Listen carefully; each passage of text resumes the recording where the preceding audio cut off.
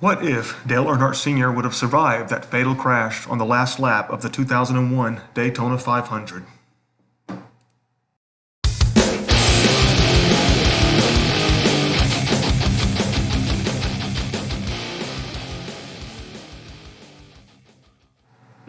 Dale Earnhardt is widely regarded as one of the greatest NASCAR drivers of all time. But after winning 7 championships from 1980 to 1994, Earnhardt's performance began to fall behind drivers such as Jeff Gordon, Dale Jarrett, and Mark Martin. In 1997, Dale Earnhardt failed to win a Cup race for the first time since 1981. After winning the Daytona 500, finally, after 20 tries in 1998, Earnhardt slumped through the remainder of the season. There were a few skeptics who thought Earnhardt's best days were behind him. But in 1999, he would go out and win 3 races, including that controversial finish at Bristol, where he attempted to rattle the cage of Terry Labonte, but ended up sending him into the wall. In 2000, he would finish second to Bobby Labonte in the final Winston Cup standings and win twice. So heading into 2001, it was clear that Dale Earnhardt was one of the preseason championship favorites. Sadly, on the final lap of the 2001 Daytona 500, all fans, both new and old, are aware of what happened next. Earnhardt was running in 3rd place, behind his driver and good friend Michael Waltrip, as well as his son Dale Earnhardt Jr. He was fighting to keep the rest of the field behind him. He would hit the wall in turn 4 after contact with Sterling Marlin and would ultimately, and unfortunately, pass away, changing the sport of NASCAR forever. His death sparked major changes as far as safety is concerned. Earnhardt was the 4th driver to die on track in less than a year. In 2000, Adam Petty, Kenny Irwin Jr., and Tony Roper all sustained life-ending injuries while on the track. NASCAR would mandate the use of the head and neck support device, also known as the Hans device, and they would add safer barrier walls to all the tracks. They would also introduce the Car of Tomorrow, which would be a larger model with improved safety features. But what if Dale Earnhardt had survived that wreck at Daytona in 2001? What would NASCAR look like today? As far as safety measures are concerned, I still believe that NASCAR would have mandated the use of the Hans device. I believe they still would have added the safer barrier around the walls and designed a Car of Tomorrow. It just would not have been as soon as it was following Earnhardt's death. Unfortunately, other drivers may have been critically injured or even killed before NASCAR would act as they did following the 2001 tragic incident involving Dale Earnhardt. Would Dale Earnhardt have had a say in the championship format? While he had a strong voice within the garage, I still believe that Brian France was going to reimagine NASCAR's point system and still implement the chase for the championship as he did in 2004. While Earnhardt was known as an old-school guy, I think he would have accepted this change, at least eventually.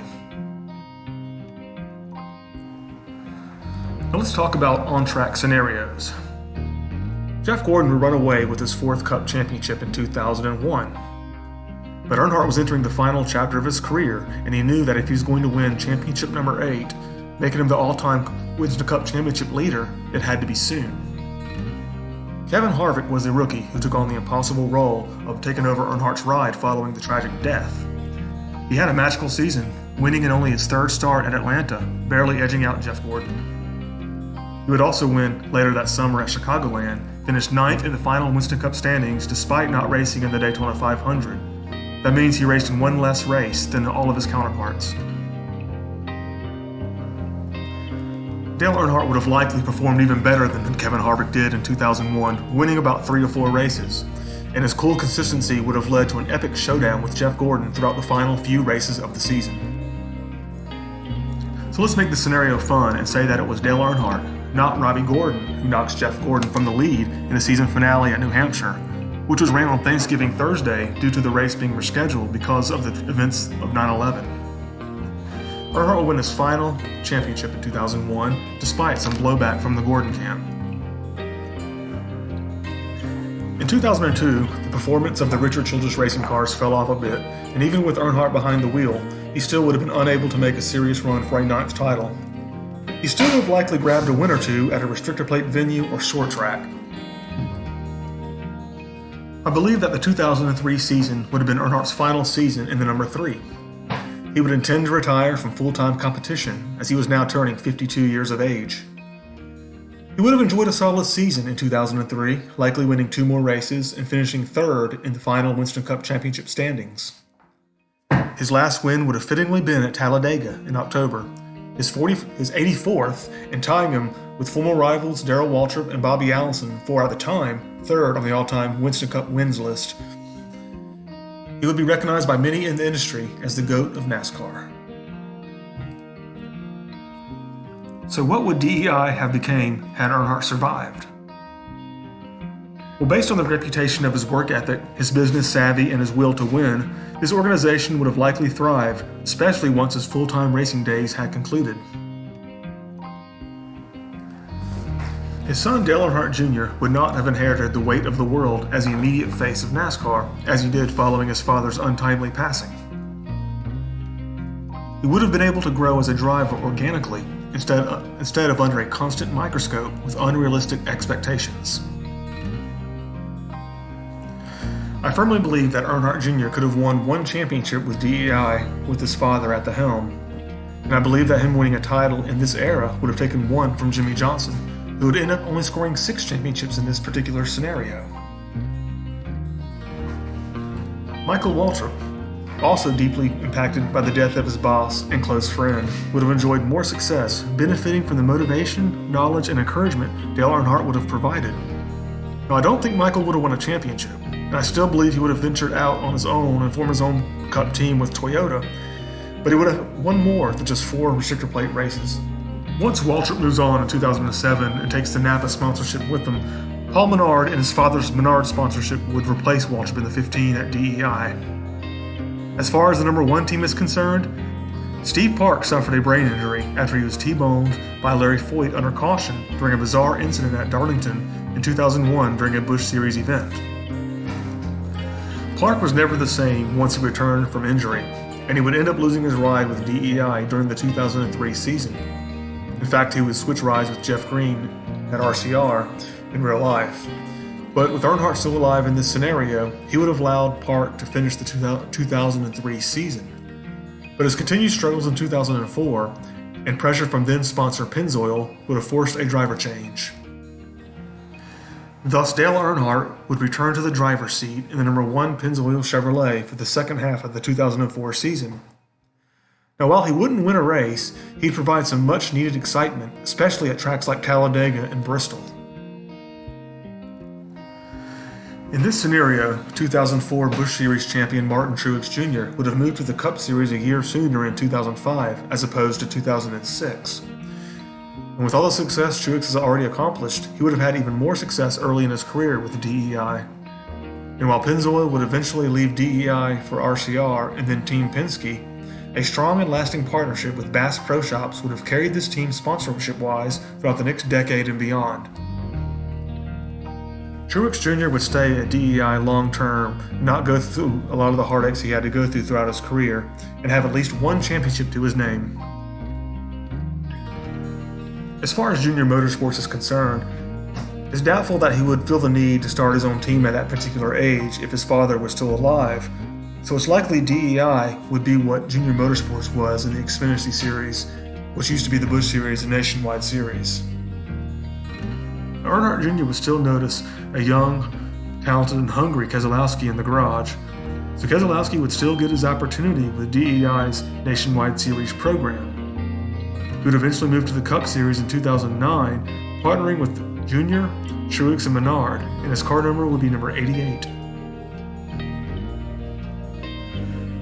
Because DEI was not affiliated with Hendrick Motorsports like Junior Motorsports is, Rick Hendrick would have to continue his Nationwide Series program himself to develop his future drivers like Chase Elliott and William Byron.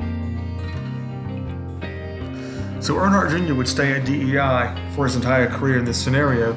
There's no reason to believe that Kyle Busch would have been forced out of Hendrick Motorsports.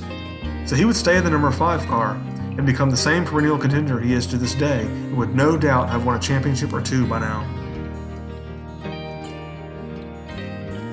Hendrick Motorsports would keep Casey Mears in the number 25 car until Mark Martin would take over in 2009 when he returned to full-time competition, and then relinquish this ride to Casey Kane in 2012. Since Kyle Busch never left Hendrick Motorsports, Joe Gibbs Racing would have promoted his developmental driver Eric Almirola to the number 18 ride in 2008. This would have been Almirola's big break early in his career. Instead of having to wait, he would have joined Tony Stewart and Denny Hamlin at Joe Gibbs Racing for the 2008 season. DEI would have never merged with Chip Ganassi Racing as they did in 2010, so Jamie McMurray would have never had that magical season he had in 2010 with the Earnhardt Ganassi Racing when he had won the Daytona 500 and the Brickyard 400 in the same season. Instead, McMurray would join Michael Waltrip Racing in the Toyota camp, and then eventually drive for Furniture Row Racing, who had a nice run in the late 2010s. With Keselowski in the DEI camp, Team Penske would have moved Sam Hornish Jr. to the number 2 car once Kurt Busch moved to the Shell Pennzoil number 22 Ford in 2011. But Hornish would not be able to take Team Penske to the heights that Keselowski did. This would eventually give Nationwide Series Team Penske driver Justin Allgaier the opportunity in the number 2 car. He becomes a star in the Cup Series. So let's go back to Richard Childress Racing. Kevin Harvick would become the driver of the number 30 America Online Chevrolet in 2002 for his scheduled rookie season, instead of veteran Jeff Green. Harvick would have struggled initially, but later benefited from having Earnhardt as a teammate. When Earnhardt retires following the 2003 season, Richard Childress tabs Harvick as the driver of the number 3 GM Goodrich Chevrolet, but changes the color scheme to primarily white instead of primarily black that was synonymous with Earnhardt. Busch Series driver Johnny Sauter takes over the number 30 AOL Chevrolet, but he struggles and is replaced by veteran Jeff Burton towards the end of the 2004 season. Harvick would still venture off and join Tony Stewart at Stewart-Haas Racing in 2014, but he still enjoys a solid tenure at RCR as Earnhardt's replacement. Richard Childress' grandson Austin Dillon still becomes the driver of the number 3 car in 2014.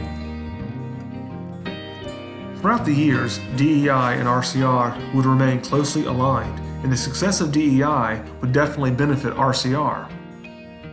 Because of this, Richard Childress' teams would perform better than they actually did in recent years. And due to this, they are able to land enough sponsorship dollars to put Childress' other grandson, Ty Dillon, in one of his cars. IRL star Danica Patrick would join DEI with her GoDaddy sponsorship to replace Paul Menard in the number 15 car instead of going to Stewart-Haas Racing. Now, Patrick drove for Junior Motorsports in real life in the Nationwide Series, but in this scenario, Junior Motorsports is DEI. So, she doesn't fare much better with DEI than she did in real life with Stewart-Haas Racing. Menard would take his family sponsorship to Stewart-Haas Racing until 2018, when he was replaced by Eric Almirola, who was replaced by Eric Jones at Joe Gibbs Racing in the number 18 car. Dale Earnhardt Jr. would retire following the 2017 season and take on more of a leadership role at DEI. Jr. would handpick Alex Bowman as his replacement, as he did in real life at Hendrick. Because Kyle Busch never left Hendrick Motorsports, Kyle Larson will become Jimmy Johnson's replacement in the number 48 car. So in this scenario, in 2021, key driver lineups would look like this. At Hendrick Motorsports, Kyle Busch would be in the number 5, Chase Elliott in the number 9, William Byron in number 24, and Kyle Larson in the iconic number 48. At DEI, Martin Truex Jr. would be in the number 1, Alex Bowman in the number 8, Kurt Busch in the 15, and Brad Keselowski in the 88. But following the season, Kurt Busch will be leaving to join 2311 Racing, owned by Michael Jordan and Denny Hamlin, and Brad Keselowski would be leaving to become part owner of Roush Fenway Racing. Therefore, Earnhardt puts Matt DiBenedetto in the 15 car for 2022 and beyond, and Noah Gragson in the 88 for 2022 and beyond. The Joe Gibbs Racing lineup would be Denny Hamlin in the 11, Eric Jones in the 18, Daniel Suarez in the 19, and Christopher Bell in the 20. At Richard Childress Racing, Austin Dillon would be in the 3, Tyler Reddick would be in the 31 because the 8's being used by DEI, and Ty Dillon would be in the 33 car. At Team Penske, Justin Allgaier would be in the number 2 car, Ryan Blaney in the 12, Joey Logano in the 22, and the alliance with Wood Brothers Racing would have Austin Cindric moving to the 21 car for 2022. At Stewart-Haas Racing, it would be Kevin Harvick in the 4, Eric Almirola in the 10, Chase Briscoe in the 14, with Cole Custer in the 41, so there'd be no real changes there. So there it is, guys and gals. Thank you for watching. I hope you enjoyed it. Please let me know what you think in the comments section. If you agree with me, if you disagree, if there's things I left out that could have made this more realistic, just let me know. I like constructive criticism. Just be nice. Anyway, please subscribe and like if you've not already. And until next time, peace out.